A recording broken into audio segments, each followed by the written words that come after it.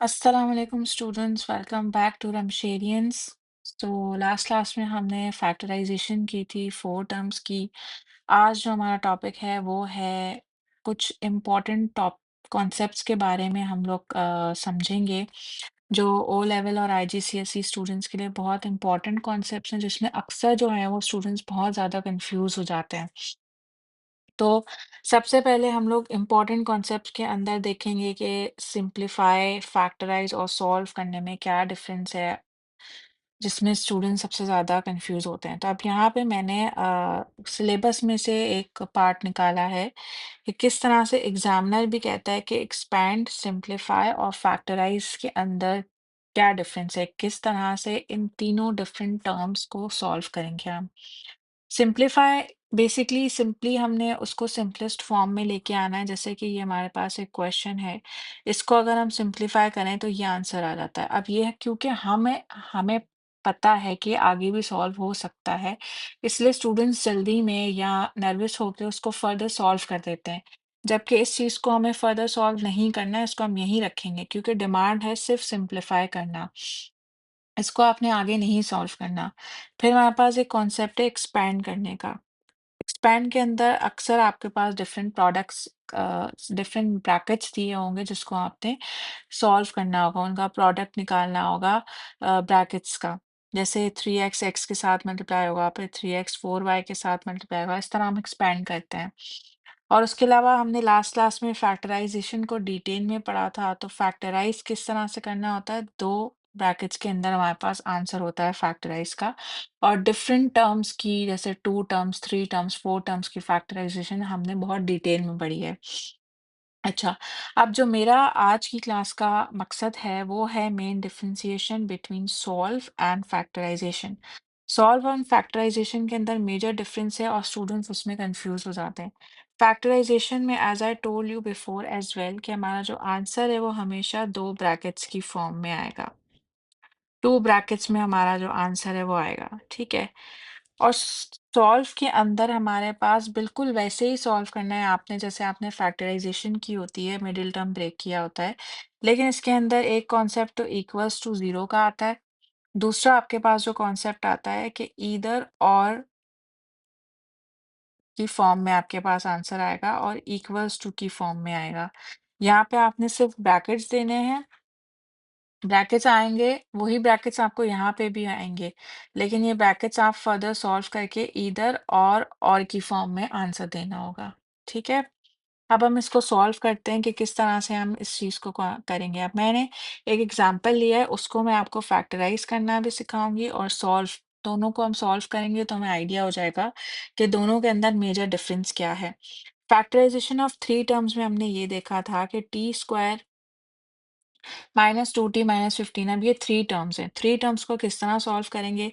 पहली जो टर्म है उसको हम लास्ट टर्म से मल्टीप्लाई करेंगे, यानी 1 मल्टीप्लाई बाय 15 इज 15। अब हम 15 के फैक्टर्स निकालेंगे। तो पहला फैक्टर तो यही है 1 मल्टीप्लाई बाय 15, दूसरा फैक्टर है 3 multiply by 5 is equals to 15। और ये दो यही चेक करके हम देख सकते हैं कि यहाँ पे हमारे पास अगर हम 5 और 3 को सब्ट्रैक्ट करें तो हमारे पास 2t आ जाएगा। मतलब अब हम अगर हम लोग 5 माइनस 3 करें तो हमारे पास आंसर आ जाएगा 2। लेकिन क्योंकि यहाँ पे माइनस है तो यहाँ पे हम हर टर्म के साथ माइनस लगा देंगे। तो मतलब हर टर्म्स के साथ माइनस मीन्स के साइंस चेंज कर देंगे। 5 के साथ प्लस था तो हमने माइनस लगा दिया और 3 के साथ माइनस था तो हमने प्लस लगा दिया, और इस तरह से हमारे पास जो आंसर है वो -2 आ जाएगा। और यही चाहिए था हमें। अब हम इसका मिडिल टर्म ब्रेक करेंगे। T square -5t plus 3t -15, ये हमारा मिडिल टर्म हो गया। अब हम सिंपली इसके कॉमन निकालेंगे दोनों में। कॉमन निकालने में हमारे पास यहाँ पे t कॉमन है, यहाँ पे t -5 रह गया, प्लस यहाँ पे 3 कॉमन है, t -5 रह गया। अब हमारे पास दो ब्रैकेट्स की फॉर्म में आंसर आएगा, t प्लस 3 एंड t -5। ये हमारे पास दो ब्रैकेट्स के अंदर आ गया हमारे पास आंसर। अब सॉल्व के केस में क्या डिफरेंस है? सॉल्व में हम लोग एग्जैक्टली बिल्कुल वैसे ही सॉल्व के केस में भी हम लोग एग्जैक्टली बिल्कुल वैसे ही सॉल्व करेंगे जैसे हम फैक्टराइजेशन करते हैं। तो सिंपली हमने इसको भी इसी तरह सॉल्व करना है पहले तो, कि इसको हम मिडिल टर्म ब्रेक करेंगे और यहाँ तक इसको ले आएंगे, फिर कॉमन निकालेंगे। t-5 प्लस 3 t-5, ये दोनों हमारे पास सेम आ गई, मतलब हमने फैक्टराइजेशन बिल्कुल सही की है। अब हमारे पास दो ब्रैकेट्स की फॉर्म है, जैसे फैक्टराइजेशन में आंसर आता है ना बिल्कुल ही वैसे आएगा। लेकिन यहाँ पे आपने क्या करना है, यहाँ पे आपने इसको फर्दर सॉल्व करना है। यहाँ पे डिफरेंशिएशन आ जाती है, आपने सॉल्व की, ईदर और की फॉर्म में आपका आंसर आएगा। मतलब ये, क्योंकि यहाँ पे इक्वल्स टू जीरो था, इसको हम यहाँ पे इक्वल्स टू जीरो भी लगाएंगे हर दफा, ताकि हमें आइडिया हो कि हम लोग सॉल्व कर रहे हैं, ठीक है। तो आप ईदर के फॉर्म में या तो t+3 equals to zero answer है हमारा, यहाँ पे t-5 इक्वल्स टू जीरो। इसको हम सॉल्व करेंगे तो क्योंकि ये +3 है, वहां जाके -3 हो जाएगा, ये -5 है, वहां जाके प्लस हो जाएगा। तो ये हमारे पास आंसर आ जाएगा t=5 एंड t=-3। सिर्फ ये डिफरेंस है हमारे सॉल्व करने में, कि हमारे पास इक्वल्स टू की फॉर्म में आंसर आएगा, यहाँ पे हमारे पास इज इक्वल्स टू जीरो होगा, और फैक्टराइजेशन के अंदर हमारे पास आंसर हमेशा दो ब्रैकेट्स की फॉर्म में आएगा। अब हम एक एग्जांपल कर लेते हैं, सॉल्व की ही एग्जांपल है। अब सबसे पहले हम मिडिल टर्म ब्रेक करेंगे, 2 × 2 करेंगे, तो हमारे पास आ जाएगा 4। अब 4 के आपने फैक्टर्स निकालने हैं, तो 4 के फैक्टर्स, एक तो 1 × 4 है, इसको मैं यहाँ 4 लिख देती हूँ। 1 × 4 है 4, और यही हमारे पास आंसर आ रहा है, क्योंकि यहाँ से हमारे पास चाहिए हमें 3, -3 चाहिए। तो हम पहले 4 - 1 करेंगे तो 3 आ रहा है। अब माइनस चाहिए तो यहाँ पे -4, यहाँ पे +1, साइंस चेंज होंगी तो हमारे पास -3 आंसर आ जाएगा। अब हम इसको सॉल्व करेंगे, 2y² - 4y +y - 2 = 0। Middle term break किया जिस तरह हम करते हैं, यहाँ पे हमारे पास 2y कॉमन है। अच्छा, अब यहाँ पे हमारे पास जो है वो अ, अच्छा सही है, यहाँ पे हमारे पास कॉमन आ रहा है, यहाँ पे नहीं आ रहा, तो डजंट मैटर। स्टूडेंट्स क्या करते हैं, कहते हैं यार यार कॉमन नहीं है, हम शफलिंग करें जिस तरह हमने लास्ट टाइम की थी। वो शफलिंग सिर्फ उस केस में होती है जब किसी में भी कोई कॉमन नहीं आ रहा हो, लेकिन हमारे पास ये जो शुरू की टर्म्स हैं इन दोनों में कॉमन आ रहा है।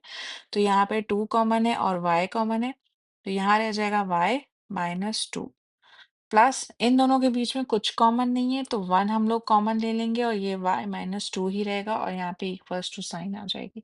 ये दोनों ब्रैकेट्स सेम आए, विच मीन्स कि इन दोनों में बिल्कुल मतलब फैक्टराइजेशन दोनों की सही की है। यहाँ तक हम आ गए। अब दो ब्रैकेट्स की फॉर्म में हमारे पास आंसर आएगा, ये एक 2y+1, एक y -2।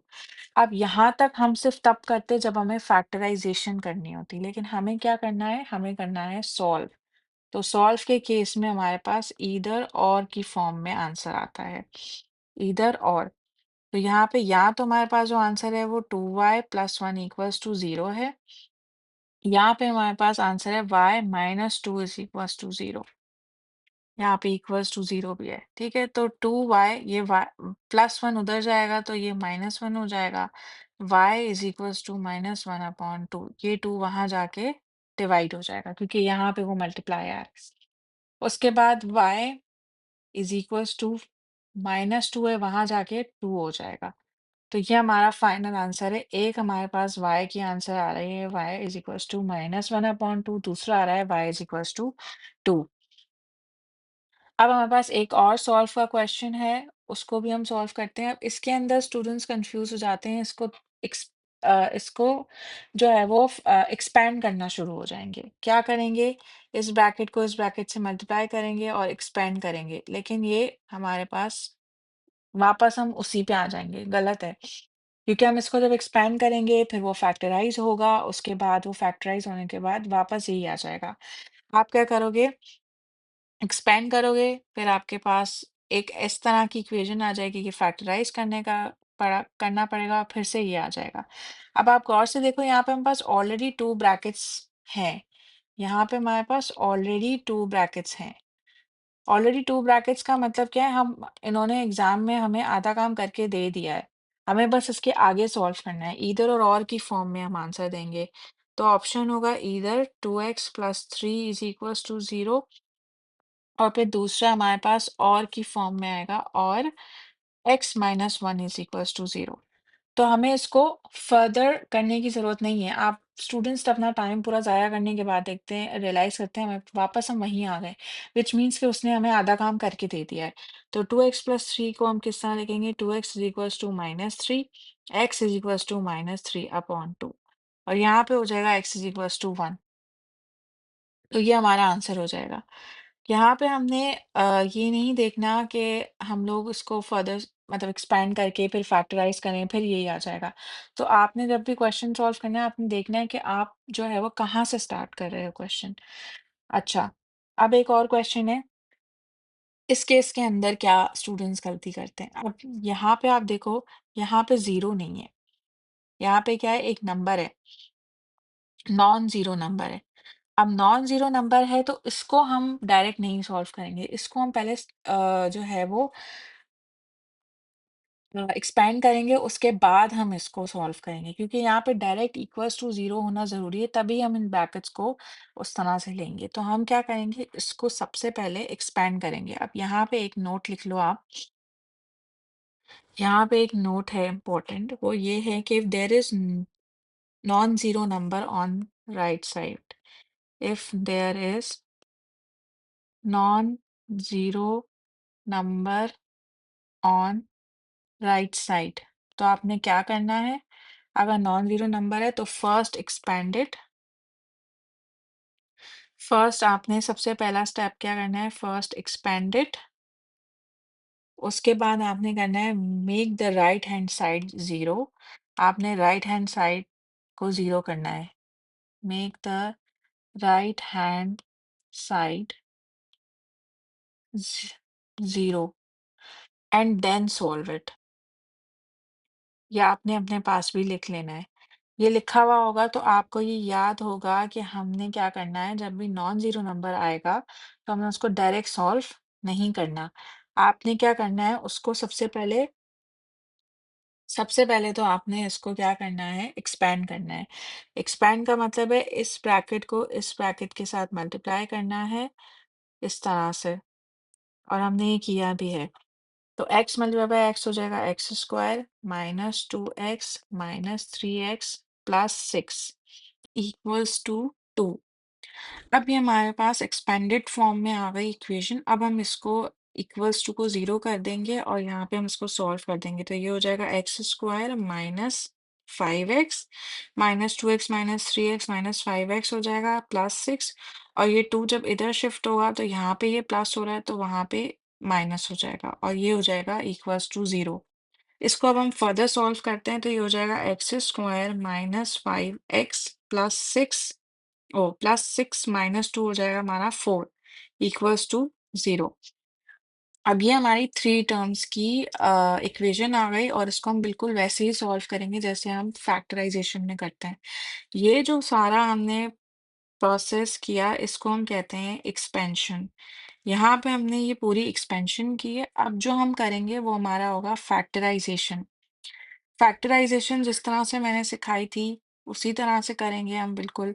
Factorization of three terms हमने की है, टू टर्म्स की है, फोर टर्म्स की है, ये थ्री टर्म्स ऑफ फैक्टराइजेशन है। तो इसमें हम सबसे पहले जो फर्स्ट नंबर है और जो लास्ट नंबर है उसको मल्टीप्लाई करते हैं, which is 1 multiply by 4 equals to 4। तो अब हमें 4 के फैक्टर्स निकालने हैं।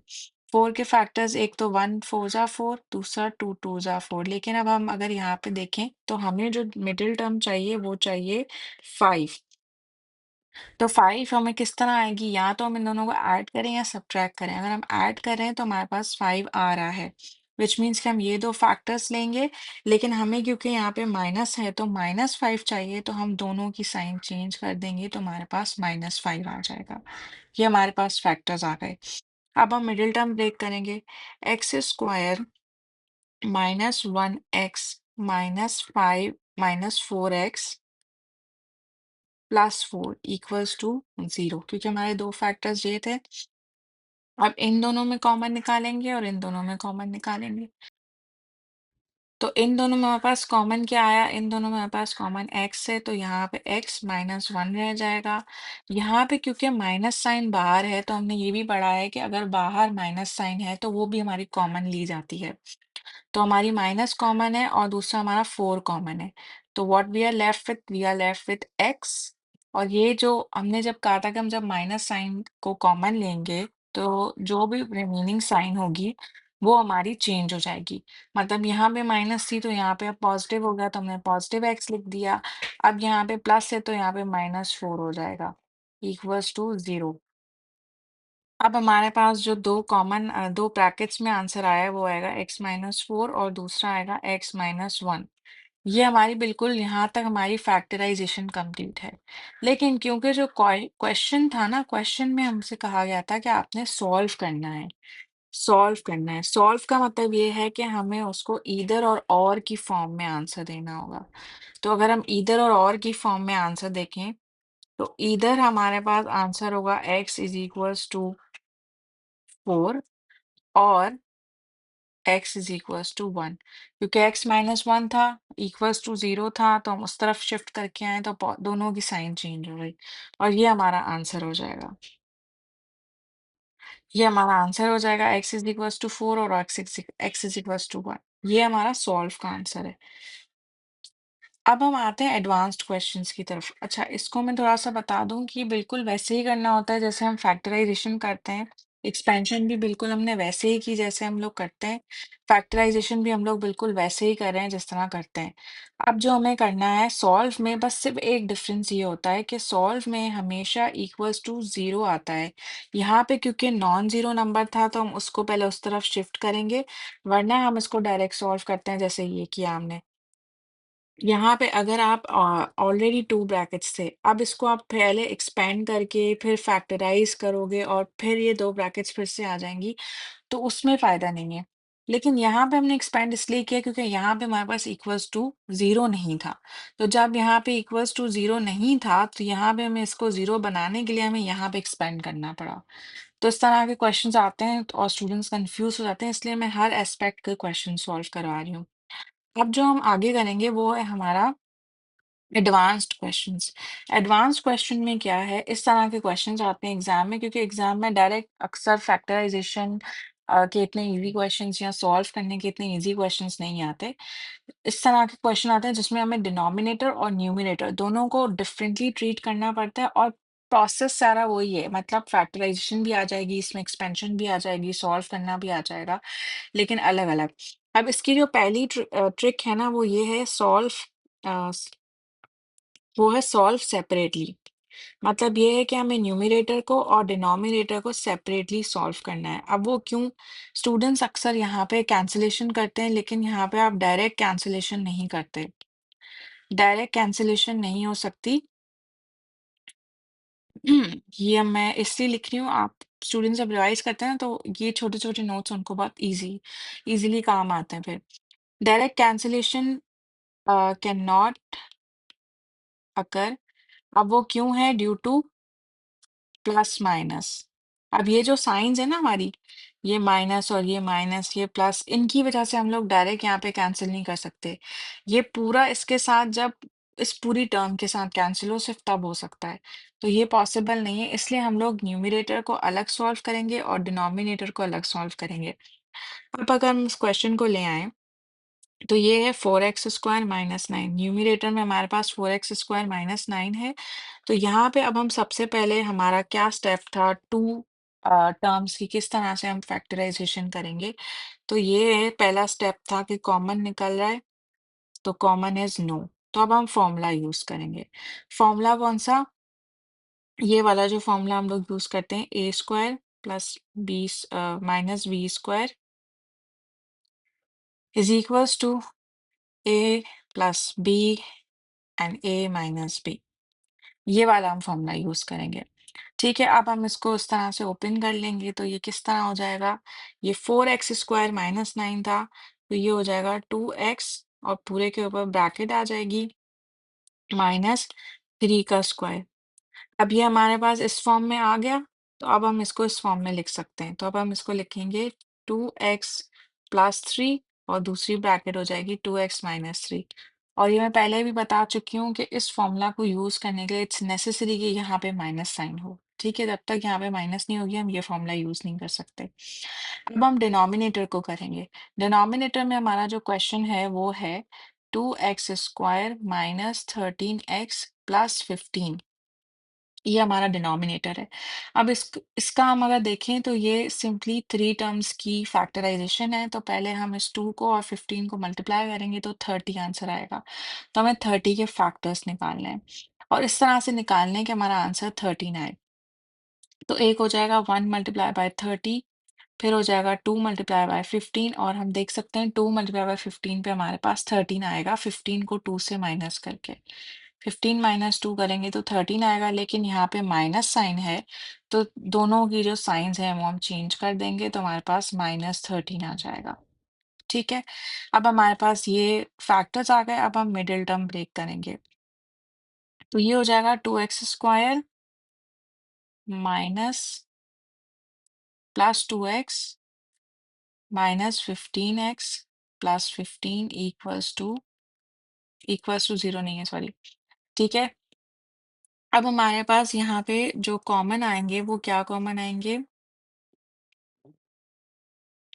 जो कॉमन आएगा वो हमारे पास आएगा यहाँ पे 2 और x कॉमन है यहाँ पे, तो we are left with x plus 1 और यहाँ पे हमारे पास कॉमन है -15, तो ये हो जाएगा x माइनस 1। अच्छा, अब अगर हम यहाँ पे देखें तो यहाँ पे हमारे पास जो आंसर आ रहा है ना वो डिफरेंट आ रहा है, मतलब यहाँ पे प्लस आ रही है, यहाँ पे माइनस आ रहे हैं, तो ये हमारा मैच नहीं हो रहा। तो मैंने जैसे पहले भी कहा था कि अगर मैच नहीं हो रहा तो मतलब ये कि हमारी ये फैक्टराइजेशन सही नहीं है, हमें इसको कुछ और करना पड़ेगा। तो अब यहाँ पे क्या होता है कि सर, अक्सर नहीं बल्कि समटाइम्स क्या होता है कि जो फैक्टर्स है ना वो मैच नहीं होते। तो ये आपने नोट लिख लेना है अपने पास, और ये मैंने क्वेश्चन इसीलिए उठाया था ताकि आप लोगों की ये कंफ्यूजन भी क्लियर हो जाए। Sometimes factors don't match. Factors जो है ना वो कभी-कभी मैच नहीं करते, जिसकी वजह से क्या होता है कि स्टूडेंट्स कंफ्यूज रहते हैं कि हमने कोई मिस्टेक की है सॉल्व करने, क्योंकि क्वेश्चन बहुत इजी है तो इसमें हम आइडेंटिफाई कर सकते हैं कि ये फैक्टर्स गलत हैं। अच्छा, जब भी इस तरह से कोई क्वेश्चन आए, पहले आपने इसको 2 टाइम्स फर्दर ना चेक करना है कि ऐसा भी होता है कभी-कभी स्टूडेंट्स जो है ना वो मिस्टेक कर देते हैं जिसकी वजह से ये साइंस डिफरेंट आती हैं। अब हमें फैक्टर्स डिफरेंट लेने होंगे। अब हमें ये फाइंड करना होगा कि और कौन से ऐसे फैक्टर्स हैं जो हम लें तो हमारे पास 13 आए। तो उसको अगर हम फर्दर लें तो हमारे पास एक और फैक्टर आ रहा है, वो है 3 10s आर 30, और इससे भी हमारे पास 13 आ जाएगा ऐड करके। तो that will be 3 plus 10 is equals to 13, पर हमें माइनस चाहिए तो -3 माइनस 10 इज इक्वल्स टू -13। ये हमारे फैक्टर्स हो जाएंगे। ठीक है, तो अब हम फैक्टर्स ले लेते हैं ये वाले। अब हमारा सॉल्व हो जाएगा क्वेश्चन। तो ये हो जाएगा 2x² minus 10x plus 2 plus sorry -3x plus 15। अब इन फैक्टर्स के साथ जब हम सॉल्व करेंगे तो हमारी फैक्टराइजेशन बिल्कुल सही होगी। तो दैट विल बी 2 और x कॉमन आ गया, यहाँ पे आ जाएगा x माइनस 5 और यहाँ पे हमारे पास -3 कॉमन है तो ये हो जाएगा x माइनस 5। क्योंकि माइनस भी कॉमन था तो ये वाली साइन भी चेंज होगी। अब हमारे पास फैक्टर्स बिल्कुल सही आ रहे हैं। अब हमारे पास जो फाइनल आंसर आया है डिनोमिनेटर का वो है 2x माइनस 3 और दूसरी ब्रैकेट आ गई x माइनस 5। ये हमारा डिनोमिनेटर सॉल्व हो गया। अब हम लोग न्यूमरेटर और डिनोमिनेटर दोनों को एक साथ रखेंगे। न्यूमरेटर का जो हमारा आंसर आ रहा था वो ये था और डिनोमिनेटर का जो हमारा आंसर आ रहा है वो ये है। तो अब न्यूमरेटर का आंसर हम यहाँ ऊपर लिखेंगे 2x प्लस 3 2x माइनस 3, और जो नीचे डिनोमिनेटर में आंसर आया है वो आया है 2x माइनस 3 x माइनस 5। अब हम देख सकते हैं, अब हम कैंसिलेशन कर सकते हैं क्योंकि ब्रैकेट्स हैं और ब्रैकेट्स में ये डिफरेंट है और सिमिलर चीज़ों को हम कट कर सकते हैं। तो वी कैन सी कि यहाँ पे 2x माइनस 3 और 2x माइनस 3 दोनों कॉमन आ रहे हैं। तो यहाँ पे हम इन दोनों को कैंसिल करके हमारा जो फाइनल आंसर आएगा वो आएगा 2x plus 3 over x minus 5। ये हमारा फाइनल आंसर आ जाएगा। इस तरह से हम इन एडवांस क्वेश्चंस को सॉल्व करेंगे। वैसे ही इस तरह के बहुत इजी क्वेश्चंस होते हैं। यहाँ पे एक डिफरेंट चीज़ आ गई और ये मैंने इसीलिए एक्सप्लेन की कि कभी-कभी रेयरली ऐसा होता है कि फैक्टर्स मैच नहीं होते हैं, तो हमें फिर कोई दूसरे फैक्टर्स लेने होते हैं। तो इस वजह से हमारा जो आंसर है ना वो मैच नहीं हो रहा। इसलिए मैं कहती हूँ हमेशा फैक्टराइज़ करते वक़्त आपने ये 2 ब्रैकेट्स देखनी है कि ये सिमिलर। जल्दी में या नर्वस जब स्टूडेंट होता है तो वो देखता नहीं है, उसको होता है कि बस हो गया 2 ब्रैकेट्स में आंसर आ गया। तो ये मिस्टेक आपने नहीं करनी, ठीक है? अब एक और क्वेश्चन हम सॉल्व करते हैं, सिम्प्लीफाई फुली का ही। अब इसमें भी हम न्यूमरेटर को अलग सॉल्व करेंगे और डिनोमिनेटर को अलग सॉल्व करेंगे। तो न्यूमरेटर हमारा है एक्स स्क्वायर प्लस 4x। तो सबसे पहले हम कॉमन निकालेंगे। कॉमन हमारा निकल रहा है, यस हमारा कॉमन है। यहाँ पे हमारे पास एस एक्स कॉमन है, तो x बाहर आ जाएगा, यहाँ पे x रह जाएगा और यहाँ पे 4 रह जाएगा। तो ये हमारा डिनोमिनेटर का आंसर आ गया। अब अगर हम न्यूमरेटर को सॉल्व करें, तो सॉरी, न्यूमरेटर हमने कर लिया, अब हम डिनोमिनेटर को सॉल्व करें। तो डिनोमिनेटर में हमारे पास एक्स स्क्वायर माइनस 16 है। तो यहाँ पे भी हमारे पास वही 2 स्टेप्स हैं कि पहले हम कॉमन देखेंगे, अगर कॉमन नहीं आ रहा तो हम फॉर्मूला यूज़ करेंगे। अच्छा, ये है 2 टर्म्स की। 2 टर्म्स इस तरह से सॉल्व करते हैं, एक पहला स्टेप होता है कॉमन, दूसरा स्टेप होता है फॉर्मूला। तो अब हम इसमें फॉर्मूला यूज़ करेंगे।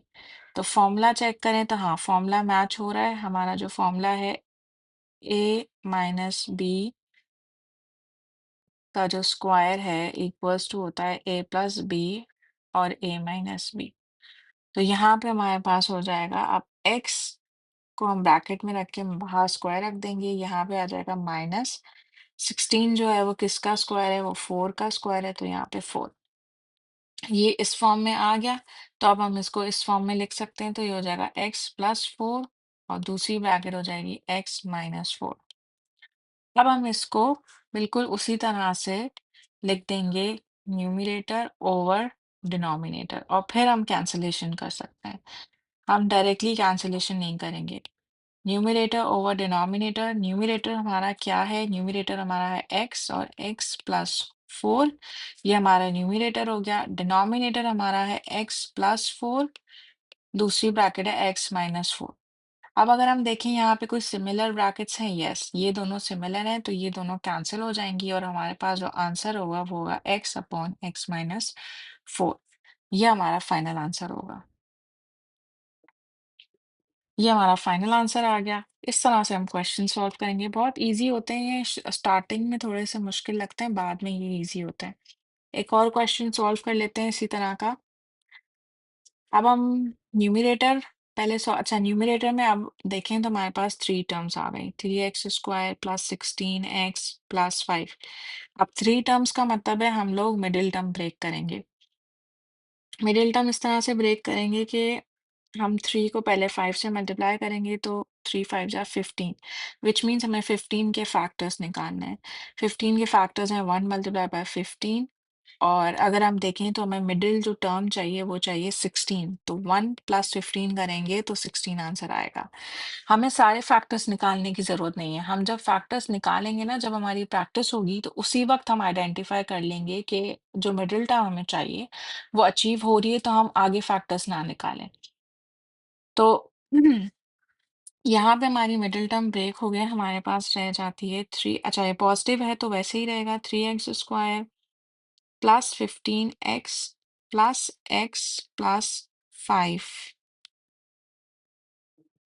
तो यहाँ पे हमारे पास आ गया 3 कॉमन और x कॉमन, तो ये रह जाएगा x प्लस 5। यहाँ पे कुछ कॉमन नहीं है तो 1 ले लेंगे और ये हो जाएगा x प्लस 5। तो ये हमारे पास पहली ब्रैकेट है 3x प्लस 1, और दूसरी ब्रैकेट का जो हमारा आंसर आ रहा है वो है x प्लस 5। ये न्यूमरेटर आ गया। अब हम डिनोमिनेटर को सॉल्व करते हैं। डिनोमिनेटर में हमारे पास कितनी टर्म्स हैं, 2 टर्म्स हैं। तो सबसे पहले हम देखेंगे कॉमन। ये लिखने की ज़रूरत नहीं है, बट अगर मैं नहीं लिखूंगी तो स्टूडेंट्स जो हैं वो फिर उनको यूज़ टू हो जाएँगे कि वो डायरेक्ट जो है वो फ़ॉर्मूला लगा देंगे। अगर कॉमन निकल रहा है तो अपने पहले कॉमन ही निकालना है। फ़ॉर्मूला ट्राई करेंगे तो फ़ॉर्मूला में हमारे पास ये आ रहा है 3x होल स्क्वायर माइनस 1 का स्क्वायर। ये हमारा फ़ॉर्मूला अप्लाई हो रहा है यहाँ पे, तो ये हो जाएगा 3x प्लस 1 और दूसरी ब्रैकेट हमारे पास हो जाएगी 3x माइनस 1। ये हमारा डिनोमिनेटर भी हो गया। अब हम लोग यहाँ पे पुट करेंगे, न्यूमरेटर को हम लोग यहाँ लिखेंगे 3x प्लस 1 x प्लस 5 और नीचे डिनोमिनेटर हमारा आया था 3x plus 1 and 3x minus 1। अब हम कैंसिल करेंगे जो चीज़ कैंसिल हो रही है। तो कैंसिल हमारे पास ये 3x प्लस 1 और 3x प्लस 1 कैंसिल हो रहा है। तो we are left with x plus 5 upon 3x minus 1। ये हमारा फाइनल आंसर हो जाएगा। यहाँ पे हमारा ये फाइनल आंसर आ गया। तो ये थे एडवांस्ड क्वेश्चंस। इसको हम जो है वो यहाँ पे वाइंड अप करेंगे और हम नेक्स्ट क्लास में इंशाल्लाह जो है वो डिफरेंट क्वाड्रेटिक इक्वेशंस को सॉल्व करने के डिफरेंट और भी मेथड्स हैं जो एग्जामिनर पूछता भी है, जैसे कंप्लीटिंग स्क्वायर मेथड है या क्वाड्रेटिक फॉर्मूला यूज़ करना है, वो किस तरह से करना है, वो सारा भी हम सीखेंगे। अब तक जो हमने पढ़ा है वो पढ़ा है कि factorisation of 2 terms, 3 terms, 4 terms कैसे होगा, सॉल्व करना है तो किस तरह से होगा, ईच एंड एवरी स्टेप हमने पढ़ा है। ये बहुत छोटे-छोटे क्वेश्चंस होते हैं लेकिन इनके मार्क्स जो है वो ईज़ी होते हैं गेन करना। क्योंकि आगे जो चैप्टर्स हैं ना जैसे ट्रिग्नोमेट्री हो गया, मेंसुरेशन हो गया, वेक्टर्स हो गया, तो ये क्वेश्चंस इस तरह के टॉपिक्स के जो क्वेश्चंस होते हैं ना, वो बहुत ज़्यादा मुश्किल होते हैं, बहुत ट्रिकी होते हैं एंड काफ़ी स्टूडेंट्स कन्फ्यूज़ हो जाते हैं क्वेश्चन को देख के ही। तो आई ट्राई माय बेस्ट कि ये जो ईज़ियर कॉन्सेप्ट्स हैं ना, इनमें आपकी बेसिक्स बहुत अच्छी हो और आप इसमें मिस्टेक ना करें और इसमें मैक्सिमम मार्क्स गेन करें। ठीक है, तो अब नेक्स्ट क्लास में मिलते हैं। ओके, अल्लाह हाफ़िज़।